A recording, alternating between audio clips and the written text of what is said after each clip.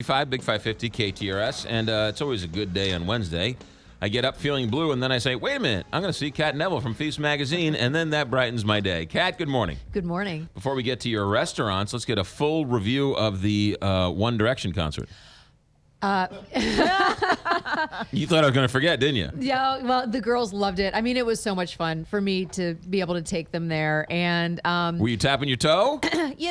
Were you screaming? No, it's not really my kind of music, but they loved it. And it was a big production with like fireworks and streamers, and the guys, Yes. were singing and, telling everybody, this is the loudest crowd we've ever had. We love you, St. Louis. And I was like, okay. We love you, Kansas City. Wait a minute, where are we? St. Exactly. Louis. No, it was a ton of fun, and the girls just, was it the rapped. best concert of their lives? I think it was, other than the Doodle Bops, I think it might have been the only concert of their lives. So yes, definitely the best. And the dome was packed, 55,000. Actually, I think it was 55 or 45,000 screaming young women, essentially. Yeah. And me. The girls behind me. And me. And you. The girls behind me were just like, oh my God. They were teenagers. They could not contain themselves. It was like your parents when they saw the Beatles. Yes. Yes, exactly like that. What a great aunt to put up with that and take her there. It was so fun. Yeah. And, honestly, I think probably the biggest highlight for her was being able to come here and talk to you guys. So thank you for letting her come on air. No, it was adorable. All right, let's get to some restaurants. What do we got going on? Okay, so the September issue of Feast Magazine is now on the streets. Did you bring us a copy? I did. I brought Good. 2 copies in. We're going to put it up on the wall back here. Oh, fantastic.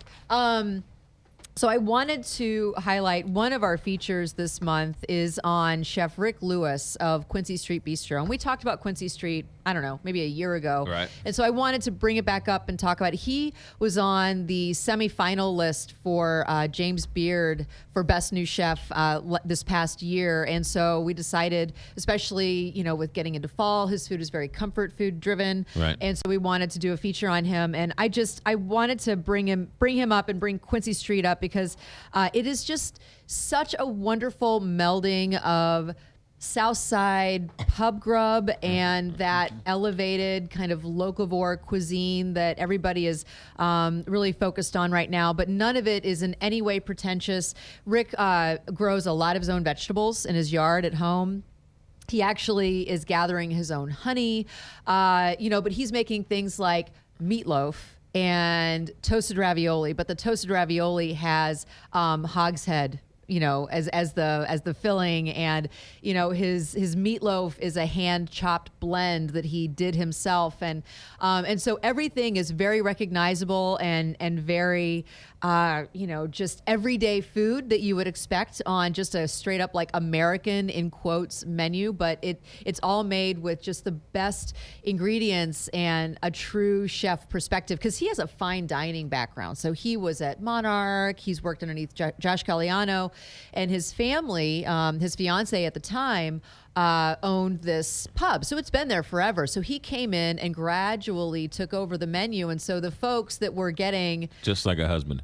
Yeah. It comes in and starts gradually taking over things. Well, and it used to be just kind of a South City hangout, right. And now there's lines out the door. Right. And it was... What a great story. It really is really interesting. And he... he really likes to talk about how it was a gradual education of his customer base, because they were like, he started bringing in, for example, fresh green beans as opposed to stuff out of a can. And he said that they were like, dude, these green beans are not cooked enough. And he's like, no, they're fresh. Welcome to the world of fresh vegetables, as opposed to, there's something wrong with this. It's fresh. But I think what's really interesting is that he didn't go and open a new restaurant. What he did was he evolved something that existed, but he evolved it in a way that kept that traditional customer base and attracted an entirely new group of people. Chefs go there after work. It's a really interesting story, and I think it's very indicative of where American food is going, is that it's not pretentious, it's not expensive. Right. It's just good. Yeah. All right. Now, Quincy Street is a long street. What's the address? It's 6931 Gravois. 6931 Gravois. Yeah, way south. Okay, so don't go to Quincy Street. You'll never It's find it. called Quincy Street Bistro. Maybe Quincy Street is the It's right on a corner. It must be the 6931 Gravois. Yes, sir. Quincy Street. Yes. And it's open lunch and dinner? Yeah. Yeah? It's great. That sounds like a joint. It is a total joint, and it's a bar. Like, he serves picklebacks, which are big cans of Busch beer with a shot of pickle juice, and I personally am not into that, but I think that it really rings true to just the kind of everyday food nature of it, but just with care. All right. It's on the corner of Gravois and Quincy Street. There you go. Right there. So you can't miss it. All right, good. I just looked on Google Maps. Right there. Right by, what else is right around there? It's Quincy Street, Southside Cyclery's right there. Yeah, it's kind of not in like a dining area. There are a couple restaurants nearby, but it's really right in the middle of a neighborhood. Yeah, sort of just south of Kings Highway, where Kings Highway and Gravois. Yes. Just south exactly. of there. All right, good. What is number 2? Number 2 is United Provisions and the Dining District. So United Provisions is this new international grocery store by the good folks that have brought you Jay's International and Global Market. Yeah. So, I tooled around in United Provisions. I love this kind of food. This is the one on Del Mar. Yes. So the address is 6241 Del Mar in the Loop. And, you can get everything from coconut water to tons of fresh veggies that are not necessarily recognizable. Like, you can get tomatillos, but you can get really kind of funky Asian things that you don't know what to do with. And you can like frozen shumai and, rice cakes and, all different kinds of dried fruit and beans, and it is beautifully designed. I believe that it's Peter Tow and Associates, I believe, were the architects. It is very modern feeling and just gorgeous, and tons of prepared foods that you can grab and go. And Ben Paremba, who is the gentleman, very talented chef behind Elia and Olio, and then also, he partnered up with Simone Four to do Chouquette's, which is right across the street. He's about to open Old Standard, which is this fried chicken joint. And so he has partnered up with United Provisions to launch the Dining District, and he's also doing a lot of their kind of like to-go things. So you can get mostarda, fresh-made mostarda. You can get harissa paste. I was wondering where you could get marissa. I woke up this morning. Where can you get marissa? And then there's something called the Dining District, and you can sit in the store. It's kind of off to the side. It actually, you can walk through the grocery store to get to it, but it also does have a separate entrance kind of farther down the block. But made to order food, you can sit. There is table service, or you can get it to go. Things like fresh made burrata, which is if you like fresh mozzarella, it's fresh mozzarella on steroids. It's fresh mozzarella with a bunch of cream kind of folded in, and that's served with charred tomatoes.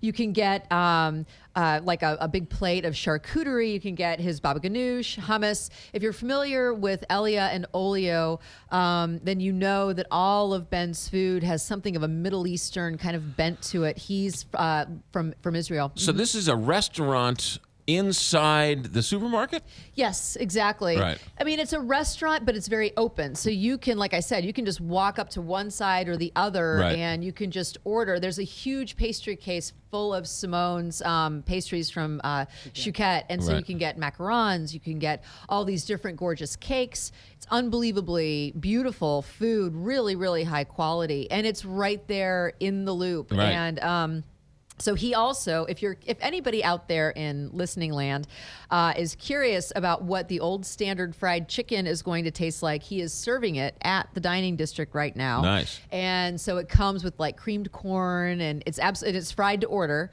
They also do just a number of kind of grilled and then griddled flat top plancha dishes. So like lamb kebabs and beef tenderloin kebabs, different kinds of tofu, seared salmon, and that's served with either either like grilled veggies or rice or salad.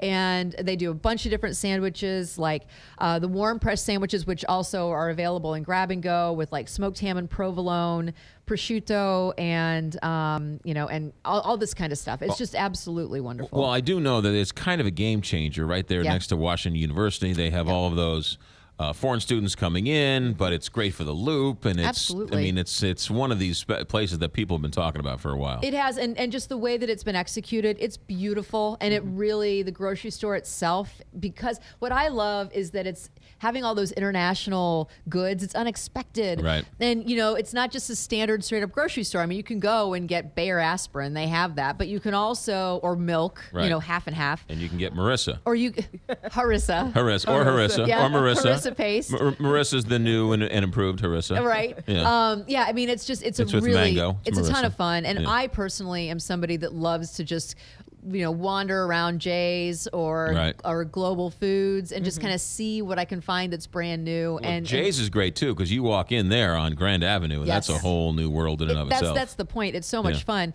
But then you can also get Ben Paremba's fried chicken. I Right. mean, hello. Well, now here's the thing. Can that loop area get any more crowded, though? It is incredibly crowded. I agree with you. And you know what's right across the street, not across Delmar, but across the side street is Mission Taco. Yes. Which is, again, like absolutely popular, lines out the door. So, I mean, this is like the place to be right now. Joe Edwards, back in whenever he opened up Blueberry Hill, every Yep. banker in town told him he was crazy. Well, I mean, he is stuck with it. I mean, Right. one of the keys to Laughing success. all the way to all of their bags. Right. Well, I mean, one of the keys truly to success is persistence and being completely dedicated. And Joe Edwards is dedicated to Right. that area, and he's putting his energy and his heart into it. And he's Yeah. about to open the Peacock Diner right there next to United Provisions. So the story shall continue. There you go. What's this on the cover of the September issue? So we have an entire feature on slingers, and that is actually the slinger at the Mud House, which is on Cherokee Street, and that is a vegetarian slinger, but you can Really? also get it with lots of local great meats included as well if you're not really into the veg slinger. But That's Mud like House pumpernickel rye or something. It's delicious. Mud House is one of my favorite places to get a cup of coffee and something as delicious and hearty and healthy as that, actually, and just kind of like grab a seat It and looks really good. flip through magazine. Feast Magazine, you can pick it up in newsstands everywhere, and you can subscribe Yes. as well. Kat Neville, thanks for checking in. Feast Magazine STL for all the information. Feastmagazine.com. Feastmagazine.com. Thank you. Good to see you, Kat. Have a good weekend. Good to see you, too. Thank you. 8:48. How many One Direction songs did you download after the concert? Don't lie. It's been going through my head. I don't need to download it. I can't get it out of my brain.